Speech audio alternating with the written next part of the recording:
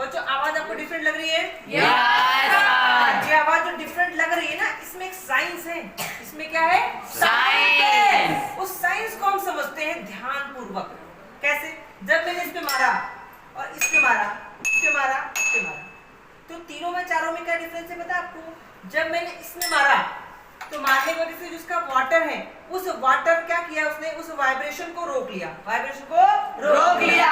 लेकिन पूरा वाइब्रेशन को नहीं रोका, जिसके चलते आवाज ऐसी आई देखो। और इसमें मारा आधा रोक पाया, आधा पानी तो आधा ही रोकेगा वाइब्रेशन, तो आधा रोका। इसमें देखो बहुत कम है तो और कम रोकेगा, और इसमें है ही नहीं पानी तो क्या होगा?